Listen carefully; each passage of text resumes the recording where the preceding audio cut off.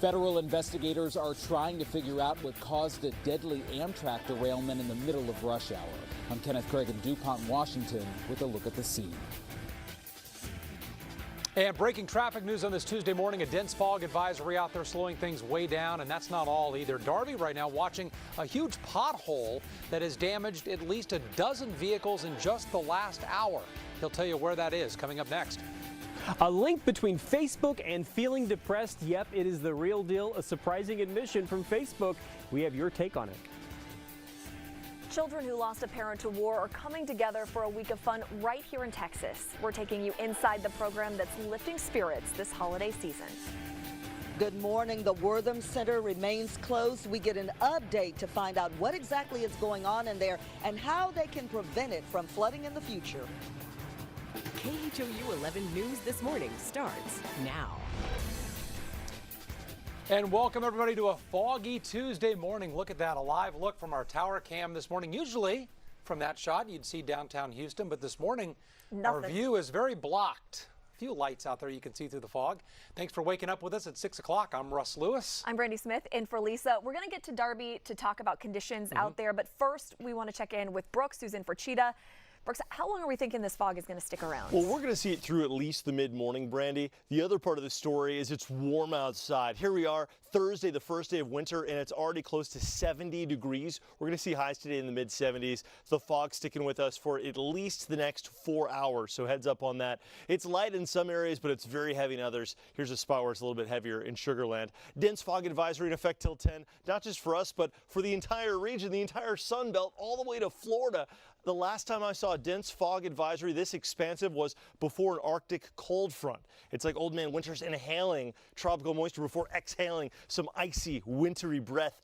That's what's coming our way for Christmas. We've got a few more days of this warm weather. Check it out. Visibility is near zero in many locations. And then there's the rain element to things. On the west side and the north side, it's pouring. We're going to see this in downtown Houston about mid to late morning. And no, I did not mean to make a rhyme, Darby. Yes, you did. You're right, I did. All right. Good morning. Walking out the door, you know you're dealing with visibility problems. Plenty going on out there. Let's just kind of get you up to date before you leave the house. 146 both directions at the Kima Bridge. It looks like there might be an accident or fog, but either way, both directions is very slow on 146 trying to get over the Kima Bridge. So just use caution. Give yourself plenty of time to get where you need to go there. We've got an accident working on 610, the North Loop westbound, just past 45, a couple of center lanes, which are those lanes that come underneath I-45 on 610. Traffic already backing up towards Irvington, back towards the Hardy Toll Road, so be ready. Then the big story this morning, which is going to be here all morning long, is the Eastex Freeway southbound at Little York. We've got a pothole in the left center lane. Now, emergency vehicles taking up 3 left lanes, and as you heard, 12 vehicles have already been damaged by this. Here's our pothole right here. And look, if you notice here, you can see down over the top here. So this is on the overpass. If it goes through, this can be blocked off all day long because they're going to have to cut out the rebar, put a new concrete, and it's going to be there for a while. And look, there's another one here. So right now, traffic's backing up to Lee Road. So if you're coming in the Eastex Freeway, the backups are getting bad quickly. You're up to 42 minutes, Grand Parkway to downtown. I'd get off of the Beltway, go to the Hardy Toll Road or the North Freeway. Those would be much better. Now, heading out there live is Janelle Bluden, our storm tracker, who's been following the fog. What's visibility like? And don't run into that pothole, Janelle. Yeah, hey Darby, we're actually just exited off the loop onto Highway 59. I'm gonna give you a look at the road in front of us now. As you can see, visibility on this road is not too bad right now. It's definitely a little bit clearer than it was earlier. But outside, this is a rooftop shop. I mean, look at that. That fog is still very, very thick. You can hardly see past those trees there. Now, this is definitely something you want to be aware of before you head out today for your morning commute. And the scattered showers that will be popping up. Now, when it comes to fog, you want to make sure you give yourself plenty of time and plenty of distance between the car ahead of you. Depth perception will be limited because, so you want to also watch your speed. The thick fog can also mask your perception of speed because you can no longer see what's around you. So we are actually heading up 59 here to that pothole. We'll bring you guys a live update from there as soon as we get there, coming up at 6:30. Russ and Brandy?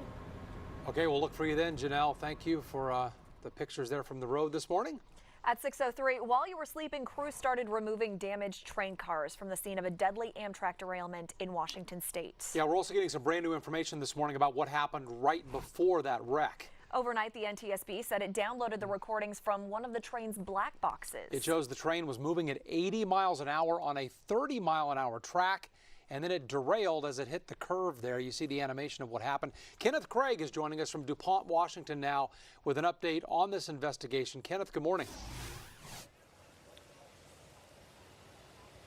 Well, good morning to you. Still a very active and massive situation out here this morning, and this is where it all happened. Take a look behind me down the interstate there. You can see the mangled mess of rail cars that we now know were going 50 miles an hour faster than they should have been. Federal investigators trying to determine what caused a train derailment in Washington state that killed at least 3 say they have recovered the event data recorder from the rear of the train. The National Transportation Safety Board says information so far indicates speed may have played a role. Preliminary indications are that the train was traveling at 80 miles per hour in a 30-mile-per-hour track. This was the first trip for the new Seattle to Portland route. 13 of the train's 14 cars went off the tracks at an overpass, some tumbling onto Interstate 5. The train just started to seem like go off on its side, and then all of a sudden it went dark and stuff started flying around. Investigators say it may take months before they know precisely what caused the accident. And as you mentioned, right now they are working to upright some of those rail cars, but right now the highway is still closed down. It's been shut down since this all happened yesterday morning. All right, Kenneth Craig, thanks very much. We'll have much more on this story coming up here in 30 minutes when we head back out live to Washington. And watch for continuing coverage on CBS this morning. That starts in less than an hour at 7 o'clock. New overnight, another Amtrak crash, and this time here in Texas. The train collided with a semi in San Marcos, causing a big mess. More than 150 passengers were on board at the time, and the truck was carrying coffee and cereal, so it took hours to clean it all up. Luckily, though, no one was hurt. And check this out, flames from a truck fire overnight. It happened on the South Freeway near the Yellowstone exit. The driver was able to pull over, get out safely, but we don't know yet what caused the truck to catch fire. And a woman faces charges after deputies say she crashed her car into a home in Spring. Take a look. You can see a bedroom wall knocked down by that crash. No one was seriously hurt here. The driver took off, but deputies caught up with her a short time later, tested her for DUI, and arrested her. I want to give you a live look this morning from Washington, D.C., where House Republicans are expected to pass their tax overhaul later today. And then the Senate expected to take up that bill tomorrow. And right now it looks like they do have the votes to pass it. Yesterday, 2 Republican holdouts, Senators Susan Collins and Mike Lee, said they would support this bill. The White House is saying that North Korea is directly responsible for the WannaCry cyber attack that targeted 150 countries earlier this year. A Homeland Security advisor wrote in an op-ed saying that other world governments and top tech companies agree. That ransomware attack is estimated to have cost people billions of dollars. Oof. Now a topic that has a lot of folks talking, including us here in the studio. Is Facebook bad for your self-esteem? Even Facebook now admits, right, that spending too much time on its site can have a downside. So this morning it's our live poll question for you. Do you agree with this study? Do you think that Facebook can make you feel worse about yourself? While you vote, we want to check in with Doug Deloney. He has more on the research for us. Doug? Okay, so Facebook admits social media can make you feel sad or depressed. This after a former executive at the company made some claims last week about it. But Facebook also says if you feel sad when using their service, then you're just not using it correctly. A company researcher asks, do people really connect in meaningful ways on Facebook, or are they just consumed in trivial updates and polarizing memes? Maybe fake news, who knows? Facebook says the problem is people are passively consuming what they see in their news feed.